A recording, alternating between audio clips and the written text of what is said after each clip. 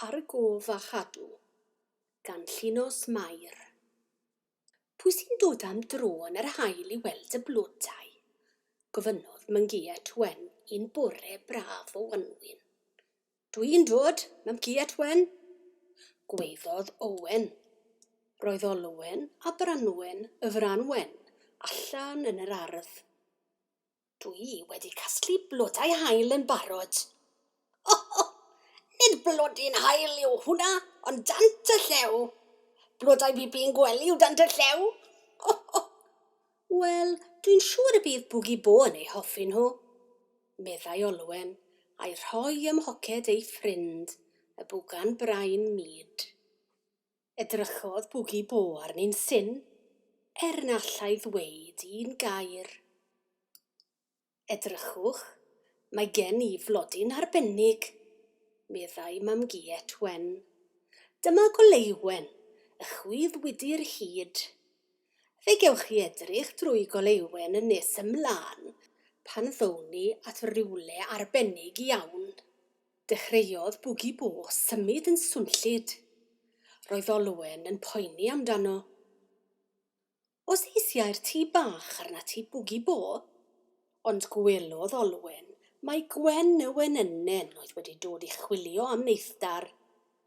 Roedd Bwgi Bo wrth ei fodd yn ei gwylio hi'n hedfan o gwmpas lle. Cyn bo hir, roedd Mymgiet Wen, Owen, Olwen, Bwgi Bo a Gwen wedi cyrraedd glan yr afon gan ddod at res o gerrig mawr gwyn. Dyma oedd fy hoff le pan oeddwn i'n fach.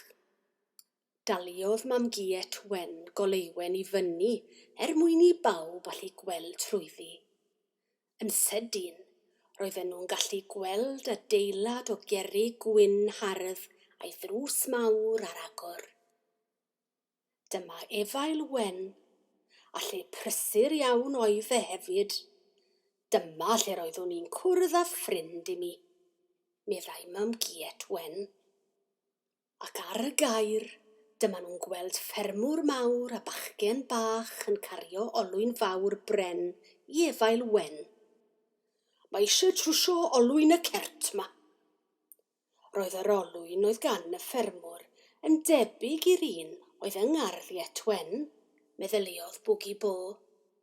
Symudodd Mymgiet Wen Goleiwen dipyn bach, mwyn i bawb allu gweld tu mewn i Efail Wen.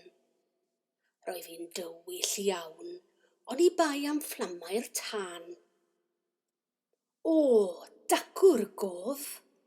Fe sy'n gweithio yn Efail Wen yn trwsio olwynion ac yn gwneud pedolau i geffylau o bob math, meddai Mymgiet Wen.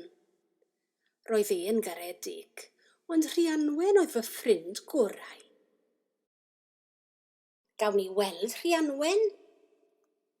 Symudodd Mymgiet Wen Goleiwen unwaith eto, a dyna lle roedd Merlin fach Wen yn sefyll yn dawel yn yr haul. Helo, Rhianwen fach, meddai Mymgiet Wen, gan syllu ar y llygaid mawr brown. O, mae hi mor bert, meddai Olwen. Merlin fach oedd Rhianwen, ac roedd hi'n dda iawn am dynnu cert a helpu ar y fferm, meddai Mymgiet Wen. Oeddech chi'n cael mynd am dro yn y cert, Mymgiet Wen? Gofynnodd Owen. Ro'n i'n cael helpu cywain y gwair weithiau, atebodd. Rhianwen oedd yn mynd ar gwenith i'r felin. Dyna sut roedd pawb yn cael blawd i goginio slawer dydd, nid ei brynu yn y siop fel heddiw. Oedd rhaid i'r Rhianwen ddod i Efail Wen i gael pedolau newydd, gofynnodd Olwen. Oedd, wrth gwrs, pedolau fel yr rhai sydd gan Bwgi Bo, meddai Mymgiet Wen. Siglodd Bwgi Bo ei fraich, nes bod y pedolau oedd ganddo yn ei law yn tincial. Symudodd Mymgiet Wen Goleiwen yn nes at fflamau'r tân. Drwyddi, roedden nhw'n gallu gweld pedol yn troi'n goch. Dyma bedol Rhianwen, meddai mam Giet wen. Tynnodd y gof y bedol o'r tân a dechrau taro'r metel twym am wrthwyl. Clinc, clinc, clinc! Ar ôl iddo siapo'r bedol, byddai'n ffitio troedd Rhianwen yn berffaith. Ond mae'r bedol yn dal yn dwym. Dwi ddim eisiau edrych. Bydd Rhianwen yn iawn, paid â phoeni. Rhoddodd y gof y bedol newydd mewn bwced mawr o ddŵr oer. Roedd y gof yn dal coes Rhianwen yn ofalus ac yn rhoi'r bedol yn ei lle, tap, tap, tap. Dyna i ti sŵn arbennig, pedoli, pedoli, pedoli, pedinc, meddai mam Giet wen. Dechreuodd bwgi bodd awnsio i'r curiad. Mewn dim o dro, roedd gan Rhianwen bedol newydd sbon ar bob troed. Roedd hi wrth ei bodd. Nawr mae'n barod i dynnu'r cert unwaith eto, meddai mam Giet wen. Yna'n sydyn, dyma Rhianwen ac Efail Wen yn diflannu o ganol gwydr Goleiwen. Sylwodd y plant fod mam Giet wen wedi mynd i edrych yn drist. Roedd hi'n gweld eisiau ei hen ffrindiau. Ar hynny, dyma Gwen y Wenynnen yn dechrau hymian heibio. Roedd ganddi rhywbeth pwysig i'w ddweud. Edrychwch ar bwgi bo! Roedd gan y bwgan brain anreg fach arbennig i mam Giet wen, sef hen bedol o Efail Wen. Ond roedd e'n ei dal hi wyneb i weired. O, diar! O, diolch i ti, bwgi bo. Ond bydd rhaid troi'r bedol y ffordd arall mwyn iddi fod â lwc dda i ni.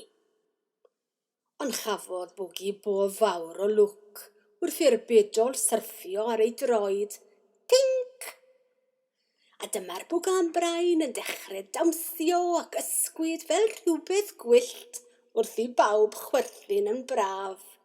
Daeth hi'n amser hoi Goleiwen y chwyddwydr hyd i gadw. Truenni bod Efail Wen wedi mynd, a Rhianwen y ferlen fach Wene hefyd, meddai Olwen. Ie, ond paid â phoeni, maen nhw yn fy nghalon i o hyd. Edrychodd Owen o'i gwmpas a sylwi ar rhywbeth. Hei, edrychwch! Mae gan bwgi bo flodyn hyd hefyd. Mae'r blodyn dant y llew wedi troi i fod yn gloc, meddai Owen.